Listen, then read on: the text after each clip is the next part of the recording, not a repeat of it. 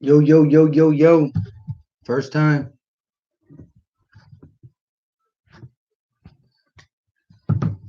Let me see if some people get up in here.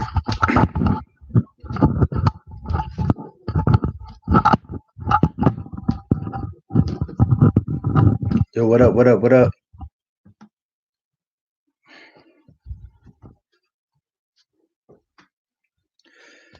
So Jake Elliott, you know what I mean?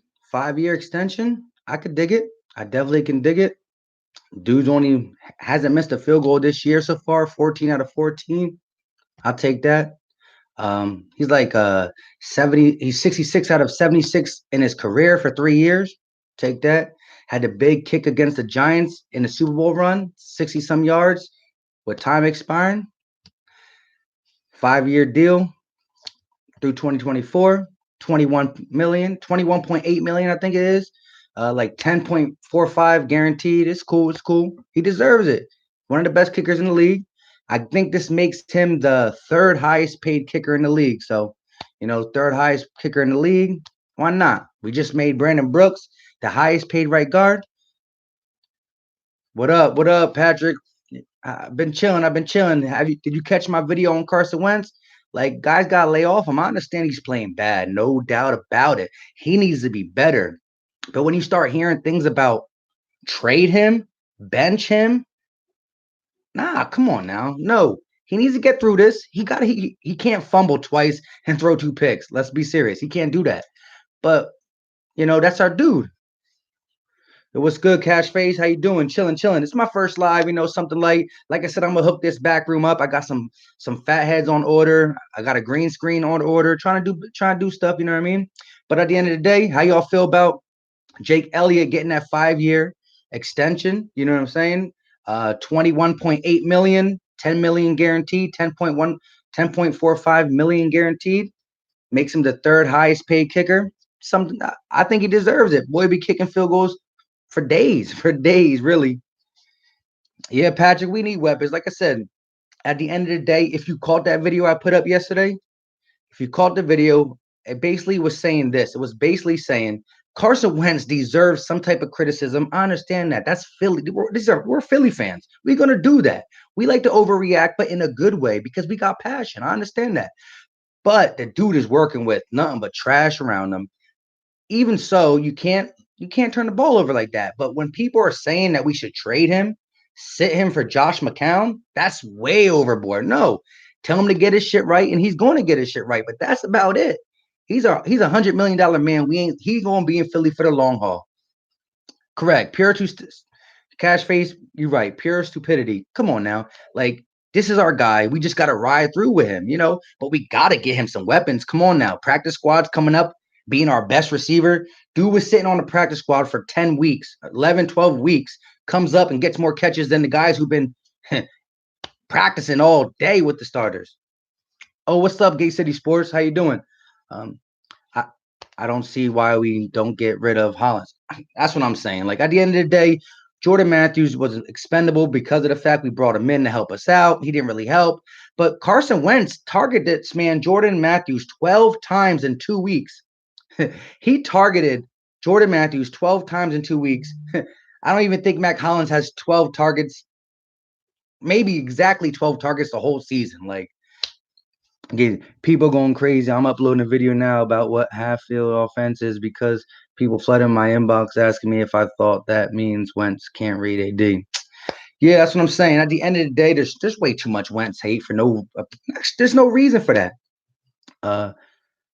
Patrick, yeah, Elliott's worth it. That boy is clutch. I still remember that field goal against the Giants. Boy kicked that thing, and that would have been an ugly loss. And that was our Super Bowl season too. That would have been an ugly loss. Boy kicked it for like 61 or 64, if I'm not mistaken. Crushed it. Cash face. Wentz is a beast, low key. I'm starting to believe how he should have got us some people. I don't know what the whole talk about was at the trade deadline. Like, did they really think we were going to be that bad? Did they really believe Deshaun Jackson was going to be okay? I still don't understand why he didn't get surgery ASAP. He would be chilling right now. If he re-injured it after surgery, that's one thing. But to not get surgery really talk to the fans like, yo, he's getting better. He's day to day. He's been day to day for 60 day to days. He got like 60 day to days. And then he comes back and boom, off the grip, one play, 6 yards. Offense looked pretty nice. Just see how wide open was. Boom, done.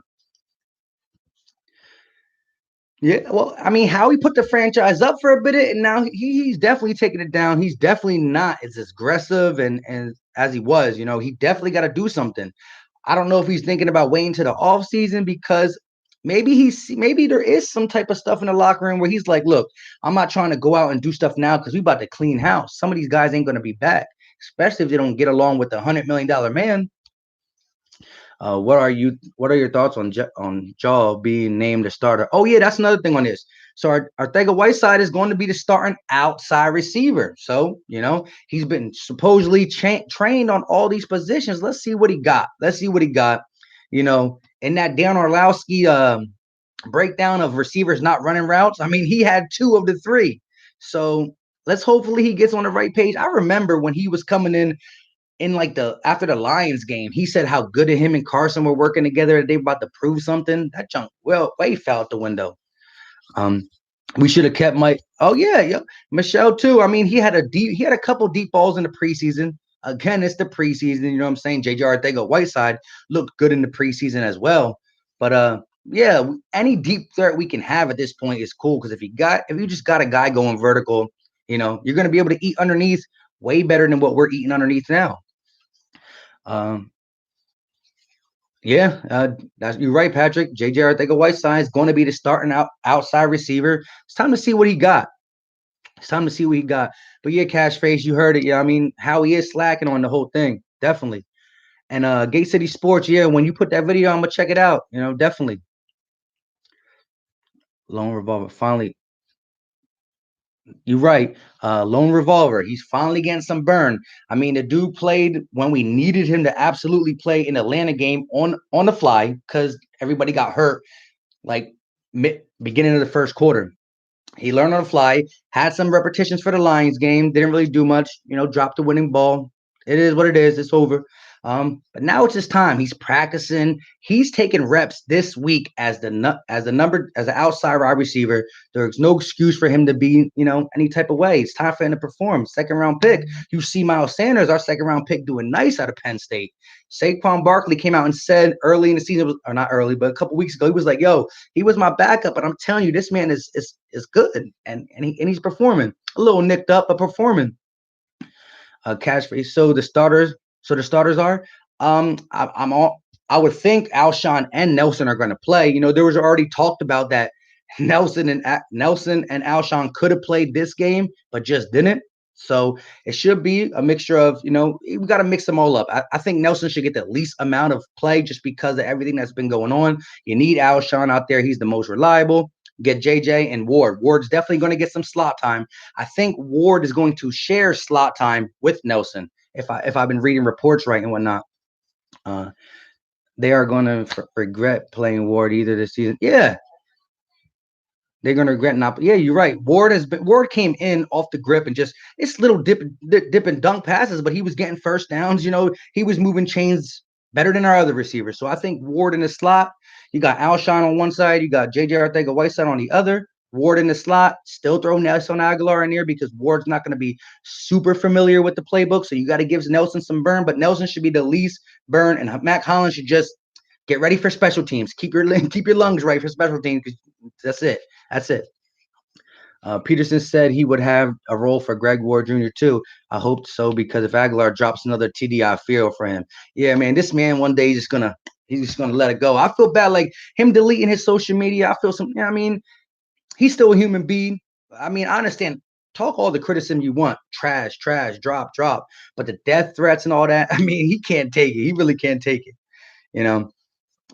Coconut, same thing. Let's see the young bull. Yeah, yes. Let's see all the young bulls.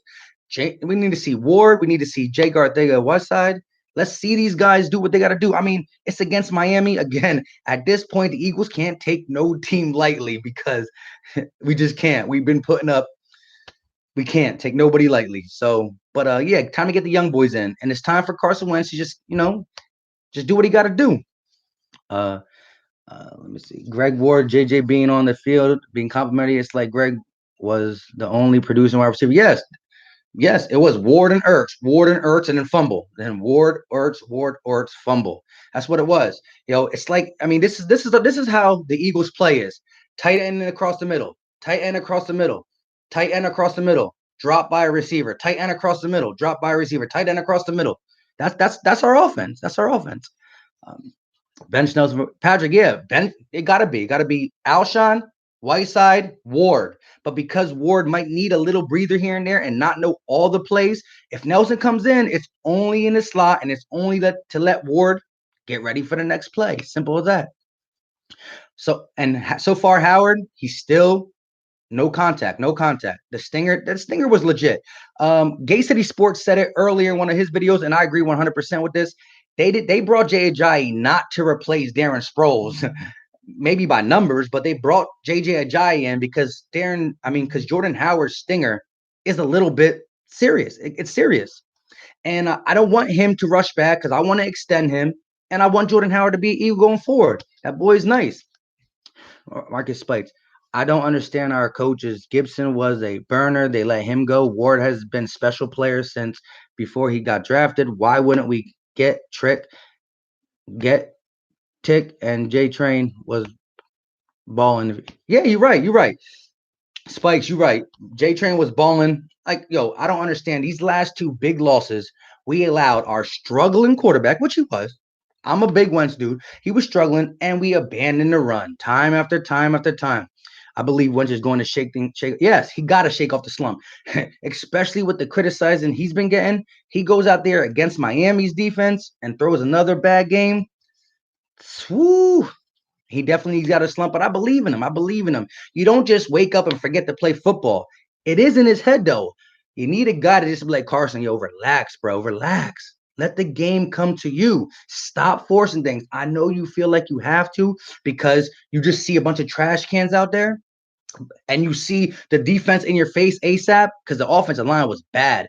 Two all pros out. I understand that's why it's bad, but let the game come to you, bro. They need to. Oh yes, they need to screen. See, now that's the thing. I think they hurt us with the screens, Patrick, but they just throw screens to Dallas Goedert. They only throw screens to their tight ends. I don't see. They've been throwing some runner back screens, but they're the ones that we can't complete. I mean, it's like Dallas Goedert, tight end screen. Dallas Goedert. We need to get Miles Sanders and the runner backs involved in some screen game or some wide receiver screens. That's what a speed guy like Ward could do. I feel like the offense went shitty play calling. Oh wow, my bad. Put shitty play calling. Why is Frank Wright left? He was making Doug his puppet. He was the mastermind. Hey, at the end of the day, and it's starting to look more and more that Frank Wright was the juice, and Doug Peterson was just the let's go. I mean, again, at the end of the day, Nick Foles told Doug Peterson, "You want Philly, Philly," and Doug's like, sure. Doug didn't come out like, you know what? I'm gonna ball out and say, let's go Philly, Philly. No, Nick Foles like, you want Philly, Philly? He's like, I guess. You know what I mean? I love Doug. I like Doug. I like how he goes for him on fourth down. I like all that stuff. My computer's kind of done. I'm about to yell to my wife to go get me the charger. Be right back. Tina. All right. Myra. Myra.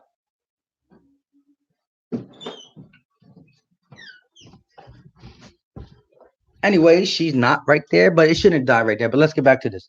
Uh, uh, Granted, we had a healthy line, established run, and a great run game defense, but still, yeah. I mean, it's a different team back then. But going into this season, everybody was talking about some Eagles are Super Bowl contenders. You don't have first thing first, first take. People like that talking about how highly of our team for our team to be a bum. So it was injuries and a lot of letdown, a lot of letdown. Mike Groh got to go. Uh, let's see what happened to Goddard. Patrick, what do you mean? What do you mean? What happened to Goddard? Uh, Elaborate, please. Um, Spikes. That's because the coaches is putting everything on him. He shouldn't be passing. Yeah, against the Seahawks, we were averaging almost 4.5 yards a carry. No, I lied. Against the Patriots, we were averaging around 4.5 yards a carry. against the Seahawks, almost 5 yards of carry, and you abandon the run when he's struggling. You can't do that. You can't do that, Doug. You just can't. I know you still love Andy Reid and you still like Andy Reid. Don't run the ball. Even in KC, there's been games where the Chiefs were winning or not winning, but it was a close game, and McCoy and Damian Williams are ripping off runs, and he just abandons the run. You can't do that. There's a funny stat. If we rush for more than 93 plus yards, we win. We're undefeated. We only did it 5 times. We didn't do it 6 times. But it is what it is. Uh, more wheel routes. Yeah, we did. Yeah. Remember, when we were winning games at the beginning of the season, Miles Sanders was our leading receiver for some big games. It's crazy, but it is. O-line shocked me just how bad it played. Don't get me wrong. Seattle's got a good D-line, but that performance was unacceptable. Yeah, that Puma dude was good. They got a lot of good players, but remember, Clowney didn't even play. Clowney's not that great against the run, but he's still a monster of a man. And they didn't even have Clowney, bro. Yeah, yo, the offensive line, you got to remember that whole right side was decimated. No Lane, no Brooks. But Kelsey's, he's an undersized center anyways. Dude can get up the field and block, but he's undersized. Our O-line is trash and plays with no heart with his gameplay. Yeah, I mean, I think Dallas Goedert leads our team in touchdowns, but yeah, Dallas Goedert shies away. There's games where he goes ghost. He goes ghost. And it's like, really, though, the only people we complete the ball to is Goddard and Ertz. Our offense is like tight end across the middle, tight end across the middle, receiver, drop, tight end across the middle. It's crazy. We're 26-2 when we can run 30 times. That's over 90%. Yeah. But Doug don't like to do that. It's just not Doug. I don't understand why he don't do it more. I mean, come on, man. Every time you get in the press conference, you're talking about how the run is helping, the run is helping, the run is helping. And you always start. That's why against Seattle, against the Patriots, we had 4.5 carries. 4.5 yards per carry. We had 5 yards per carry. We're doing good. Then we get away from it. I think we get 2 runs busted up in the middle and we go for no gain. And he just like, all right, let's pass. Let's pass. I forget which game, but point brings back to when Howard had 4 rushes for 20 yards in the first quarter, but didn't see the field until the fourth quarter. What's up with that? Yeah. In the beginning of the season, it took him half the season to realize that Jordan Howard was the lead back and Miles Sanders was the change of pace back and the receiving back. It took this coaching staff 6-7 weeks to realize that. I mean, we've been calling it from the get-go. It pissed me off when they play Diller on the right side, even up. Yeah. I mean, if the dude says it's like writing with your opposite hand, a 2-hour essay, man, he's a rookie. Let him go. Let him play left tackle where he belongs. Get the veteran Peters and tell him to go do the dirty work. Come on, dog. It was crazy. It's crazy. It's just a lot of mismanagement and a lot of things. Yo, the play call's looking bad. Carson was playing bad. The O-line, everything played bad. But it's like we focus everything on 2 things. It's the receivers and it's Carson. We don't really hear too many people talking about Doug. We don't hear too many people talking about the line. I mean, it's a lot. The Eagles got a lot of stuff wrong with them, and we have to correct it. And we got this little easy schedule to correct it. But definitely got to shake some stuff going into this offseason because, I mean, yikes. But yeah, Patrick, if you're still here, like I said, yeah, Dallas got to go some playing to Ghost. And the dude blocks really good some plays. And then he just gets real lazy. Gate City Sports pointed out to me, man, there's times where Dallas Goddard gets real lazy in his blocks. Real lazy. It pisses. Oh, yeah. So even Jason Peters offered to. Yeah. So my whole thing is like, if you got the veteran offer to play right tackle and the coach is like, nah, we're cool. We're going to let the young boy handle it. Why? Our position coaches are just not very good. I expect a big change in the following season. Yeah, and a lot of this, a lot of these, position coaches normally get promoted within because you see something out of somebody. But offensive coordinator, we need new blood for our offensive coordinator. And yeah, Doug Peterson. If you hear the young boy say that, you got to be like, wow.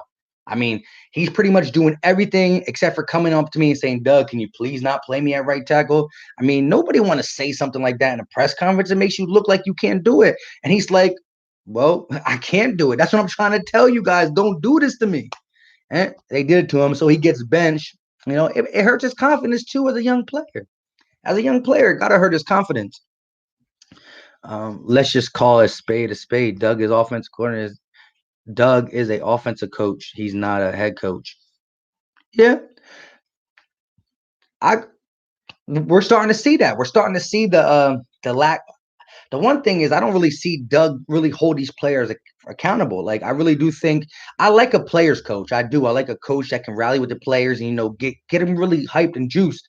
Something that Coach Clapp don't do. You know what I mean? But I also don't think that Doug hold these players accountable when it comes down to the meetings. Like, yo, listen, look, you got to do this better. Like, I mean, you're gonna lose playing time. I don't know. I don't know. The fact that we keep getting these reports about, you heard the thing come out then. Alshon Jeffrey decided not to go with Carson Wentz to the trip to Bond. You know what I mean? And then I don't know how true this is, but Nelson and Jeffrey could have played this last game, but said, nah, I don't really feel too good. I don't know how true it is. I didn't really read up on that because that junk just makes me mad yeah, makes me mad. Um, do you think we should choose an OC from a staff? Oh, yeah, yeah. I've been hearing Philly 500 say that. A KC staff, I mean, it's a vertical threat. We know what Carson Wentz likes to do. We know what he had success with in year 17. See, 2017, people act like, yo, the whole Jeffrey likes Nick Foles thing kind of always gets with me too, because if you just type in 2017 Carson Wentz highlights, Alshon Jeffrey had a great year that year with Carson. It was the following year when he came back for his with it after the ACL. After he missed the first 2 weeks, Nick Foles played. Didn't play that good. Then he started favoring. Yeah, he did favor Zach Ertz that season, the season after his ACL, but he was throwing